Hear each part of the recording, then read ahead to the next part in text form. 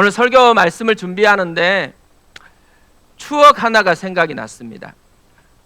대학 시절에 일을 마치고 버스를 타기 위해서 버스 정류장에 갔습니다.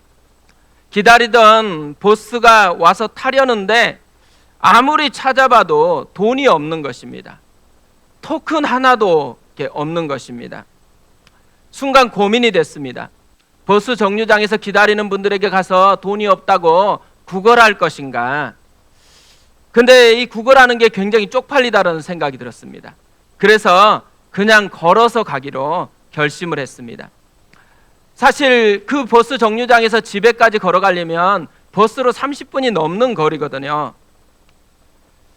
한참 걷다가 또 뛰다가 이 반복하면서 걸어가는데 옆에 아파트 단지가 보이는 것입니다. 밤이 돼서 저녁을 먹으려고 가족들이 모여 있는 것이 이 문을 통해서 보여지는 거예요. 근데 그 모습이 너무 부러운 것입니다. 순간 우리 집은 정말 가난해가지고 토큰 하나 살 돈이 없어서 이렇게 걸어가는데, 이 생각이 들면서 훨씬 더 마음이 좀 처량해졌습니다. 그리고 또 걸어가는데 갑자기 큰 굉음을 일으키고 외제차 하나가 쌩 지나가는 거예요. 그저 마음에 분노가 이렇게 치밀어 오르는 것입니다. 그래서 가다가 사고나 나버리라고 외쳤습니다. 옛날에는 제가 그랬습니다. 미숙해가지고. 또 한참 가는데 달이 보이는 것입니다. 하늘에 엄청 큰 둥근 달이 떠서 밝게 비추고 있는 것입니다. 달을 보고 있는데 마음속에서 갑자기 이런 질문이 하나 생각이 났습니다. 저 달이 누구 거니? 하나님께서 저에게 질문하는 것이었습니다. 그래서 하나님 아버지 거죠. 대답을 했습니다. 그래서 조금 있으니까 또 질문이 왔습니다. 아버지 거면 누구 거니? 아들 거죠. 그리고 가만히 생각해 보니까 그 아들이 저더라고요. 예수님을 믿고 하나님의 아들이 된 내 거더라고요. 그러면서 다시 이제 또 하늘을 보니까 무수한 별이 있는데요. 그 별이 아버지 거니까 다 제 건 거예요. 달도 아버지 거니까 분명히 제 거더라고요. 그리고 주변에 있는 모든 아파트 단지가요, 아버지 거니까 제 거예요. 그리고 지나가는 차들이 많은데 다 아버지 거니까 제 거더라고요. 모든 소유권은 하나님 아버지 것이죠. 그런데 우리가 전세 사는 것처럼 사용권만 잠깐 맡겨두신 것밖에 없습니다. 그래도 소유권은 아버지 거니까 그 아버지의 아들인 제 거더라고요. 그 다음부터는 걷는 게 달라졌습니다. 아버지 건데 내 건 것을 발견하는 기쁨이 얼마나 쏠쏠한지 하나하나 저것도 내 거고 저것도 내 거고 저것도 내 거고 다 하니까요, 처량했던 마음이 아니고 너무 부요해진 마음인 거예요. 마음에 이 기쁨이 가득 차가지고 그 긴 거리를 걸어갔었습니다. 근데 올해 이렇게 설교를 준비하면서 다시 이 은혜를 우리가 좀 경험했으면 좋겠다라는 생각이 드는 거예요. 모든 성도들이 시작은 처량하게 시작하는 것 같은데요, 왜 처량하냐면 아버지의 것을 몰라서 그런 거잖아요. 하나님 아버지의 풍성함을 우리가 맛보고 그 풍성함으로 올 한 해를 좀 가득 채우면서 걷는 그런 한 해가 되어졌으면 참 좋겠다라는 생각이 들었습니다. 오늘 말씀을 묵상하는데 사실 이 추억이 생각이 났거든요. 왜냐하면 오늘 말씀을 묵상해 보면요, 요셉에게 꼭 알려줘야 될 한 가지, 요셉에게 심어주고 싶은 그 한 가지를 오늘 말씀이 우리에게 알려주고 있기 때문에 그렇습니다. 그것은 비록 내겐 보이지 않아도 하나님은 일하신다라는 것입니다. 비록 내가 감옥에 갇혀 있어서 처량하고 아무것도 할 수 없는 것 같은데 하나님은 여전히 일하고 계신다라는 거죠. 요셉의 별명은 꿈꾸는 자였습니다. 형들이 요셉을 팔 때에 꿈꾸는 자가 오는도다, 이렇게 말하면서 요셉의 꿈이 어떻게 되는지 우리가 볼 것이다, 이런 이야기를 합니다. 사실 요셉의 인생에 있어서 가장 큰 중심 주제는 꿈이었습니다. 하나님이 주신 꿈이 어떻게 될 것인가인 거죠. 그런데 우리가 살펴본 것처럼 요셉의 이야기는 고난의 연속입니다. 형들에게 팔려서 노예가 됩니다. 그리고 조금 살만하는데 또 감옥에 갇히게 되어집니다. 그런데 이 모든 과정이요, 고난이고 버림받은 것 같았는데 사실은 하나님의 꿈을 이루어가는 과정이었다라는 거죠. 하나님이 주신 꿈을 가진 사람들을요, 좋은 일타 강사가 있는 학원 코스로 인도하시는 게 아니에요. 고난의 현장으로 보내신다라는 거죠. 이유가 있습니다. 왜 그럴까요? 하나님의 꿈에 걸맞는 사람으로 만들어야 되기 때문에 그런 것이죠. 우리가 보면 지도자의 직분을 얻는 거 쉬운 게 아닌 것 같아요. 그런데 이 얻어진 지도자의 직분을 잘 수행하는 것은 더 어려운 것 같습니다. 왜냐하면은 그에 걸맞는 훈련 과정을 받지 않고 있기 때문에 그런 것이죠. 그렇기 때문에요, 내가 가진 꿈이 크다, 그러면 기대해야 되는 게 있죠. 그거에 걸맞도록 하나님이 나를 빚어갈 것이다라는 것이죠. 운동선수들이 국가대표 선발을 받잖아요. 그러면 태능선 추천에 들어가서 정말 혹독하게 훈련을 받습니다. 피지컬 훈련을 받을 때는 너무 힘드니까 벽에 머리를 박고 죽고 싶다라는 충동을 느낀대요. 그만큼 힘든 것이죠.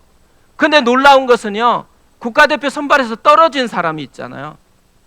그러면 집에서 편안하게 안락한 소파에 누워가지고 리모컨을 틀면서 TV를 보고 쉬고 있습니다. 편안한 안락함이 있는데도요, 국가대표 선수가 되는데 훨씬 더 많은 가치를 부여하고 그것이 되기 위해서 얼마나 애쓰는지 몰라요. 그러니까 어떻게 보면 안락함이 안주하는 것보다 꿈을 꾸고 그 꿈을 이루기 위해서 도전하는 것이 훨씬 가슴을 뛰게 한다라는 것을 우리가 알게 되는 것이죠. 그리고 이 꿈을 이루어가는 과정이 혹독하다고 해도, 요셉이 17살에 보디발의 집에 팔렸거든요. 그런데 강간 미수범이라는 억울한 누명을 쓰고 감옥에 갇혔던 나이도 17살이었습니다. 그리고 지금 현재 28살이 됐습니다. 무려 11년을 감옥에서 지금 생활한 거예요. 근데 놀라운 것 하나가 있어요. 강간 미수범으로 감옥에 갇혔는데 잡범 수용소에 갇힌 게 아니고 정치인들이 있는 수용소에 갇혔다라는 거죠. 아마 잡범 수용소에 갔으면 요셉이 뭘 배웠겠어요? 사기를 조금 더 잘 치는 법이나 뭐 이렇게 잡다한 걸 배웠을 거예요. 그런데 요셉은 정치인 수용소로 들어가서 정치를 배우기 시작했다라는 거죠. 분명히 억울한 감옥 생활이었잖아요. 그런데 이 감옥 생활이 사실은 요셉의 꿈을 이루기 위한 훈련을 시키는 하나님의 손길이 작용하고 있다라는 것을 보여주는 거죠. 감옥은 요셉에게는 요셉의 꿈을 이루기 위한 영적인 태능 선수촌이었다라는 것입니다. 전에 교회에서 신방을 갔는데요, 경매에 이제 들어가서 그게 결정이 된 거예요. 그래서 집을 이제 나가야 되는 그런 곳에 신방을 갔습니다. 갔더니만 고등학생 아이하고 중학생 아이가 있는 거예요. 진짜 예민한 나이잖아요. 그러니까 얼마나 힘들겠어요, 두 아이가. 그래서 부모님을 신방하다가 두 아이를 좀 불러달라고 했습니다. 그리고 아이들과 이런저런 이야기를 하다가 문득 국가대표 선발이 생각이 났어요. 아이들에게 너네들 이렇게 갑자기 좋은 집에 있다가 이제는 지하 단칸방으로 가게 됐다고, 하나님이 나를 망하게 했다거나 너희가 버림받았다고 여기지 말아라. 하나님이 너희들을 하나님 나라 국가대표 선수로 선발한 거야. 너희는 예수님을 믿고 자라왔잖아. 그런데 하나님께서 너의 인생에 이게 불편하고 너무 힘들 것 같은데 왜 이런 일을 선물로 주셨겠니? 너희들을 특별하게 생각한다라는 거야. 다른 애들은 국가대표 태닝선천에 입촌하지 않아가지고 그냥 안락하게 있을 수는 있는데, 그런데 너네들은 선명하게 발견하게 되어지는 것, 하나님이 너희들에 대한 특별한 꿈이 있다라는 거지. 그리고 엄마 아빠의 잘못으로 우리 가정이 이렇게 되었다고도 생각하지 말아라. 하나님은 인간의 잘못까지도 우리를 하나님 나라의 백성답게 살아가는 재료로 쓰시는 분이기 때문에, 목사인 나로서 너희를 봤을 때는 너네는 선명하게 하나님 나라 국가대표로 선발되었다고 생각한다. 그 긍지를 가지고서 살아갔으면 좋겠다. 이렇게 이제 권면을 했거든요. 그런데 사실 신방을 하다 보면요, 어려운 분들을 참 많이 만납니다. 그럴 때마다 생각나는 것이 국가대표 선발이에요. 하나님께서 자기 백성에게 어려움을 준다라는 것은 특별하게 선물하겠다라는 거잖아요. 그 선물 중에 하나가 국가대표, 하나님 나라 국가대표 선발이라는 것이죠. 제가 분당우리교회 사역할 때요, 가장 많이 들었던 말 중에 하나가 성장통이거든요. 교육자 회의를 할 때마다 목사님이 성장통이 있어야 된다라는 것을 계속 강조하는 거예요. 그러시다가 많이 하시는 말씀이 뭐냐면, 근육이 찢어져야지만 새로운 근육이 형성된다라고 이야기를 하는 거예요. 근데 초반에는요, 제가 제일 듣기 싫었던 말이 성장통이었어요. 그리고 근육이 찢어져야지 근육이 형성된다 그러니까 또 제가 믿음이 좀 없어가지고 검색을 해봤어요. 그랬더니만 진짜 근육은 찢어지고 난 뒤에 형성이 되는 것으로 돼 있더라고요. 그래가지고 할 수 없이 받아들였습니다. 근데 성장통이 없이는 성장이 어려운 거더라고요. 지금 우리 교회 교육자들이 좀 안쓰럽잖아요. 특히 이제 유아유치부 어린이부 전도사님은 처음으로 사역을 시작하는 거거든요. 그러다 보니까 얼마나 힘들겠어요. 그러니까 어제도 설교 준비하는데 고뇌가 엄청나게 많습니다. 또 이 신방을 해야 될 것 같고 누구를 만나야 될 것 같은데 어떻게 접근을 해야 되고 어떤 말을 해야 되고, 이게 지금 막 머릿속에서 너무 쥐가 나는 거예요. 그러니까 너무 힘든데요, 성장통을 겪는 시기인 거예요. 지금 하는 모든 것들이 자라나게 만들 것입니다. 어느 순간 되면 그게 자연스러워져 있겠죠. 그런데 왜 이들이 이런 성장통을 겪어야 돼요? 하나님 나라 국가대표 선수로 뽑혔기 때문에 그런 거예요. 그리고 그것에 걸맞게 살아가야 되니까 준비를 해야지 되어지는 것이죠. 그럼에도 불구하고요, 두 분 전사님 많이 격려해 주시면 감사하겠습니다. 그리고 많이 기도해 주셨으면 좋겠어요. 왜냐하면 우리 교회가 첫 번째 사역 경험이기 때문에 이들이 미래에 한국 교회를 책임질 사람들이거든요. 좋은 교육자로 세워질 수 있도록 격려도 많이 먹이고 기도도 좀 풍성하게 먹이는 그런 공동체 되었으면 좋겠습니다. 요셉은 감옥에서 나가자마자 애굽의 총리가 되어집니다. 결국 이 감옥이라는 곳이 요셉의 마지막 훈련소였다라는 거죠. 그런데 하나님께서 이 감옥 훈련소에서 마지막으로 배우게 한 과목이 있는 거예요. 이걸 통과해야지만 하나님의 꿈이 이루어지는 과정으로 들어가는 거잖아요. 그게 뭐냐면 하나님을 알고 하나님만 의지하게 하는 것입니다. 요셉이 감옥 생활 12년이 지나고 28살이 됐을 때 두 사람이 감옥에 들어왔어요. 술 맡은 관원장과 떡 굽는 관원장입니다. 둘 다 바로의 신복 중에 신복인 거죠. 억울하게 갇혀서 지금 감옥 생활을 하고 있는데 이 감옥에서 자기를 꺼내줄 수 있는 신분을 가진 사람이 드디어 감옥에 들어온 것이에요. 그런데 이 두 사람이 동시에 꿈을 꾸었습니다. 두 사람의 꿈을 해석을 해줘요. 먼저 술 맡은 관원장의 꿈을 해석해 줍니다. 그래서 복직이 되는 꿈이었어요. 그리고 떡 굽는 관원장의 꿈을 해석해 줍니다. 죽는 꿈이었습니다. 요셉이요, 복직이 되는 술 관원장의 꿈을 해석하면서 간절하게 부탁하는 게 있는 거예요. 이것이 14절 15절에 나와 있는데요. 같이 한번 읽어보겠습니다. 같이 읽습니다. 당신이 잘 되시거든 나를 생각하고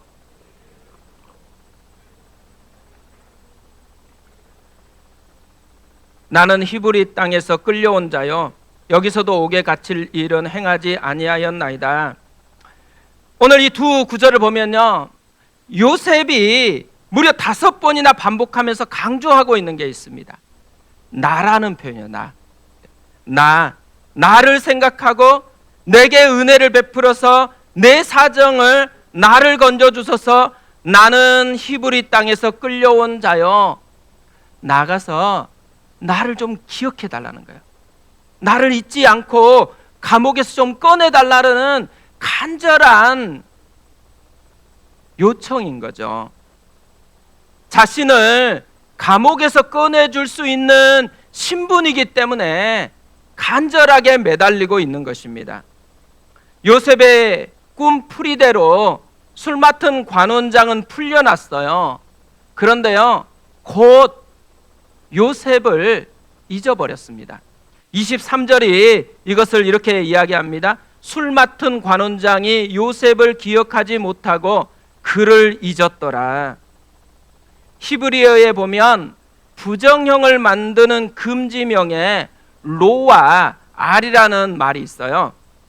로는 절대적이면서 영원한 금지, 알은 즉각적이면서 일시적 금지를 만들 때 씁니다.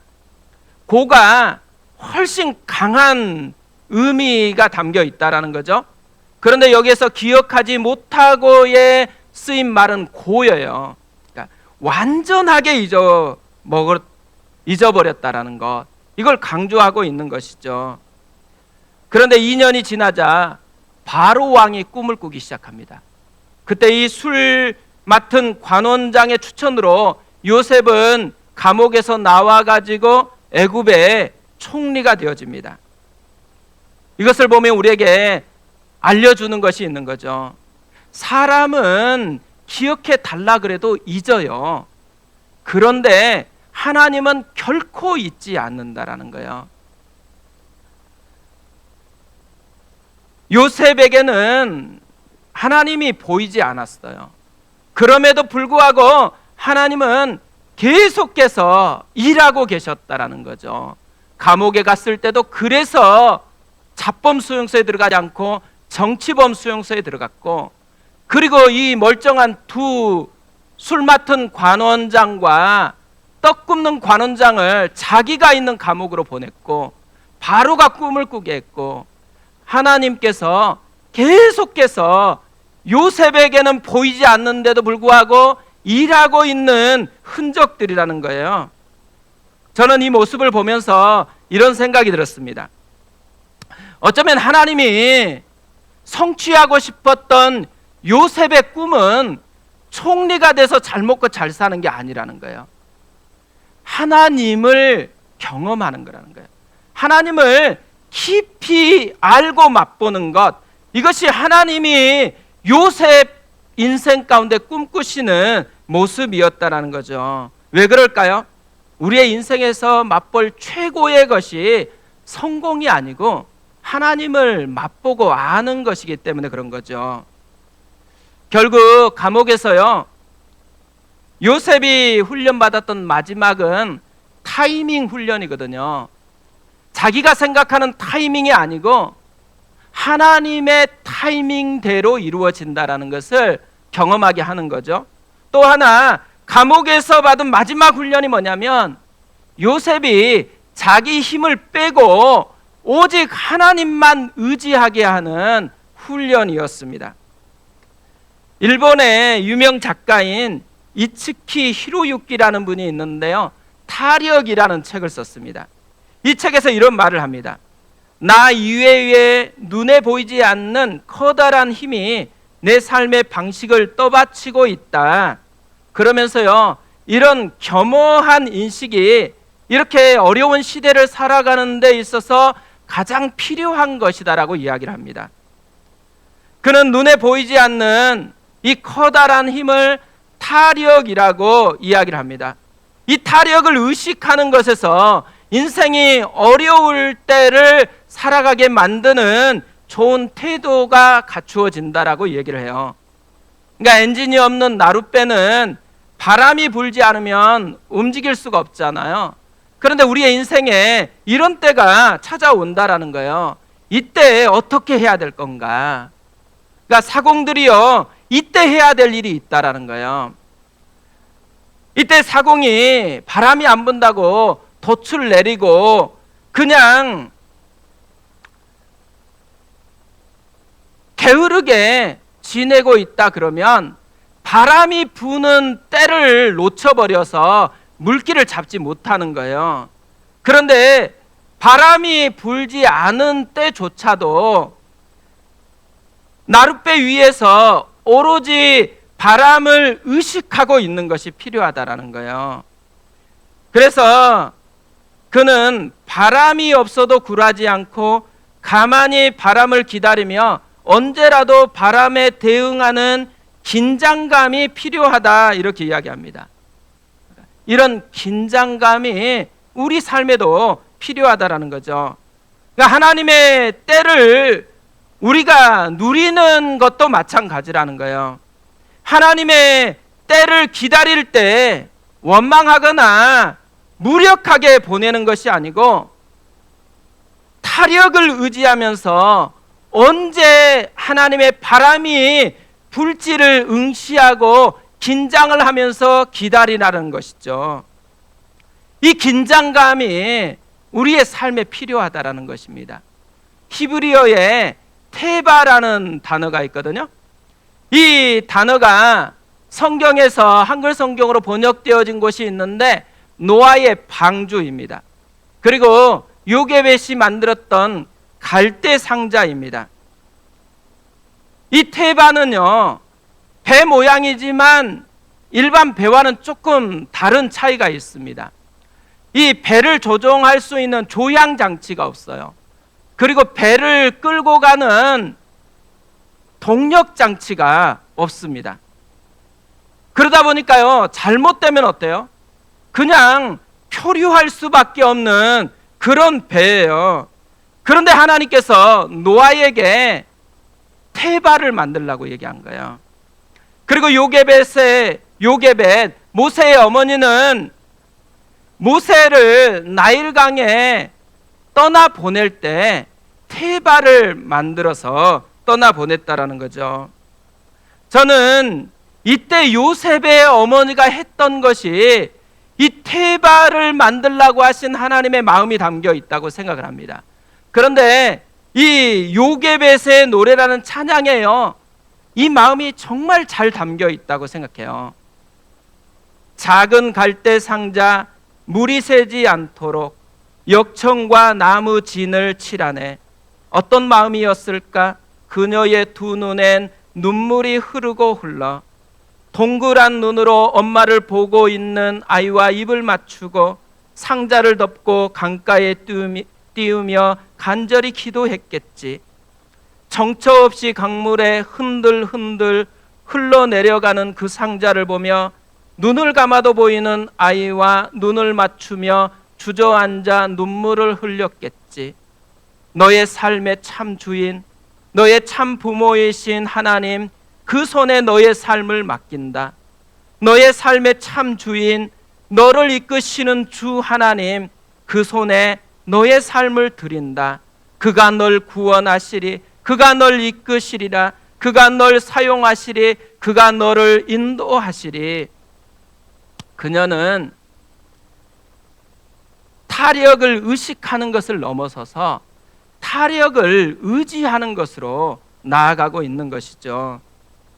저는 요셉이 받았던 마지막 훈련이 이것이라고 생각합니다. 하나님께서 요셉에게 오직 하나님의 바람만 의식하는 훈련을 시키고 있는 것이죠. 우리가 삶을 살펴보면요, 세상에서 성공하는 성공 방식이 있습니다. 자력을 강화시키라는 거예요. 양이면 양으로 지내면 성공할 수 없어요. 그래서 사자가 되라고 이야기를 합니다. 그러면서 자기계발서들이 이것을 계속해서 강조를 해요. 그런데요, 하나님 나라의 성공 방식은 완전히 다릅니다. 양이 사자가 될 수 없다라는 거예요. 양이 사자가 될 필요도 없다라는 거예요. 그냥 양은 양으로 있으면 돼요. 대신에 목자가 있는 양이어야 됩니다. 목자를 따르는 양이 되어지면 된다라는 거예요. 자력이 아니고 타력을 의지하고 의식하는데 하나님 나라의 부요함이 담겨 있다라는 거죠. 최근에 우리 교회가 교육자들의 변동이 많았습니다. 특히 유아유치부 어린이부 전도사님이 처음으로 사역을 하게 되었잖아요. 나이도 어려요. 근데 제가 보니까요, 태도가 정말 좋습니다. 정말 배우려고 열심을 내요. 그뿐만 아니라 참여하려고 애를 써요. 어제는 박강사님 좀 바쁘니까, 바쁘다 그러니까 자신들이 뭐 도와줄 일이 있냐고 그렇게 이야기를 하는 것입니다. 그러니까 제가 보면서 하나님께서 우리에게 참 귀한 종들을 보내주셨다라고 생각을 합니다. 그런데 저의 고민은 뭐냐면, 이렇게 귀한 종들을 보내주셨는데 이들을 어떻게 돕는 게 좋을까가 저의 깊은 고민이거든요. 예전에는 개척해서 이렇게 함께했던 교육자들은 대부분 제 경험을 이야기했어요. 제가 이 경험적으로 가졌던 노하우들을 전수하는 것에 초점을 뒀거든요. 근데 지금은 문제가 뭐냐면, 이미 이 경험에 대해서 들었던 교육자들이 있어요. 그러면 어떤 생각을 해요? 제가 한마디 하면 저는 꼰대가 돼버리는 거예요. 맨날 똑같은 얘기 한다고. 그러면 그게 가치 있는 메시지여도 가치 있게 다가오지 않는 부작용이 되어지는 거죠. 그리고 더 큰 문제가 있는 거예요. 자꾸 제 얘기를 하다 보니까 문제는 저는 완성형이 아니잖아요. 그러니까 저 때문에 상처받은 사람도 있고, 그런데 제가 어떻게 하면 성장할 수 있을까를 고민하는데, 이렇게 하면 저는 성장 기회가 별로 없는 거예요. 그래서 저도 성장하고 교육자들도 성장할 수 있는 게 뭘까라는 고민을 계속하고 있었는데요. 최근에 제가 책을 한 권 사서 읽었어요. 근데 그 책을 사서 읽는데 너무 감동이 되는 거예요. 그리고 내가 이 기본으로 돌아가야 되겠다라는 결심들이 계속 생겨나면서, 우리가 책 나눔을 하면 좋겠다라는 아이디어가 이제 생각이 난 거예요. 그래서 객관적으로 이미 이 검증되어 있는 경험, 이 권위를 덧입어서 나도 도움받고 교육자들도 좀 세워지는 그런 과정을 거치면 참 좋겠다라는 생각이 들었습니다. 그래서 교육자 모임에 이제 다음부터 이렇게 하면 좋겠다라고 이야기를 나눴거든요. 그러면서 이제 내가 책을 사줄 테니까 한 챕터씩 우리가 그것을 통해서 좀 배워가는 시간 되었으면 좋겠다. 근데 되게 좋아했습니다. 뭘 좋아했겠어요? 책을 사준다고 하니까. 책을 사준다고 하니까 일단 좋아했습니다. 그리고 지난주에 이제 처음으로 이 책 나눔을 했거든요. 근데 굉장히 좋은 거예요. 자기가 책을 통해서 느끼고 이런 부분을 좀 이렇게 세워졌으면 좋겠다라는 거, 저도 똑같이 그렇게 나눌 수가 있어서 참 감사하는 시간이었습니다. 근데 제가 이 함께 나누는 첫 번째 책이 뭐냐면 교회 선생님의 힘이라는 책이에요. 이 책의 1장 제목이 독특합니다. 이래요. 너 죽는 꼴 못 본다. 그리고 첫 문장이 이렇게 시작되어집니다. 예수께서 십자가를 지시고 우리의 죄값을 치르기 위해 십자가를 선택하셨다. 예수님은 십자가에서 고통을 당하시고 죽음을 맞으셨다. 나는 너 죽는 꼴 못 본다. 내가 대신 죽는다. 주님은 그 마음으로 십자가를 지셨다. 도저히 자신의 자녀들이 죽는 꼴을 못 보시고 그 십자가의 길을 가셨다. 이것이 복음이다. 교사는 아이들을 바라볼 때 이 마음만 있으면 된다. 나는 너 죽는 꼴 못 본다. 저는 이 말이 굉장히 울림이 됐습니다. 나는 너 죽는 꼴 못 본다. 내가 대신 죽는다. 우리가 예수 그리스도를 믿게 되었을 때 일어나는 놀라운 은혜가 있습니다. 나 대신 예수님이 십자가의 죽음을 통해서 모든 대가 지불을 하셨다라는 것이죠. 그리스도인은 자기 자신의 성실함을 누리는 사람 아닙니다. 예수님의 대가 지불하신 이 사랑을 자기의 사건으로 누리는 사람들인 거죠. 전적으로 자력이 아니고 타력을 자신의 것으로 누리는 사람들, 이 사람이 그리스도인인 거예요. 그렇기 때문에요, 우리가 똑똑하냐 그렇지 않느냐가 문제가 아니에요. 우리가 얼마나 깨끗하냐 더럽느냐가 가장 중요한 문제 아닙니다. 우리에게 있어서 가장 중요한 문제는 예수님이 죽으신 그 사랑을 내 것으로 받아들이고 누리느냐 그렇지 않느냐예요. 자꾸 우리 자신이 뭘 얼마나 했느냐에 관심을 쏟을 때 우리에게는 진짜 심각한 위기가 찾아오는 거예요. 우리의 모든 관심과 모든 초점을 주님이 날 위해서 어떻게 사랑했는지에 관심을 쏟는 것이에요. 그리고 그 사랑을 내 것으로 받아들여서 누리는 사람, 이 사람이 그리스도인인 것이죠. 그래서요, 요셉이 이룬 최고의 꿈은 애굽 총리가 되는 것이 아니고 하나님을 맛본 것이라는 거예요.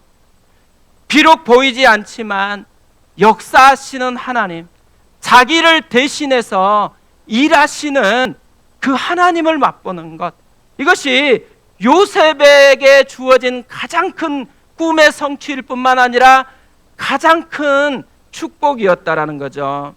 이것을 우리가 올 한 해 우리의 삶에서 누렸으면 좋겠습니다. 지난주에 계속 생각났던 찬양이 한 곡 있습니다. 큰 길을 만드시는 주라는 찬양입니다. 웨이메이커라는 영어 이름의 찬양이거든요. 이 찬양에 이런 가사가 있어요. 비록 내게 보이지 않아도, 비록 내게 느껴지지 않아도 일하시네 주님, 주는 결코 멈추지 않네. 저는 요셉이 맛보았던 것이 딱 이 가사라고 생각이 들어집니다. 그래서 설교 제목을 이 가사에서 따왔거든요. 그뿐만 아니라 우리가 맛보아야 될 것도 똑같습니다. 비록 내게 보이지 않는다고 해도, 내게 느껴지지 않는다고 해도 우리 하나님은 신실하게 내 삶에서 일하시고 또 일하신다라는 것, 이 은혜를 우리가 올 한 해 풍성하게 경험했으면 좋겠습니다.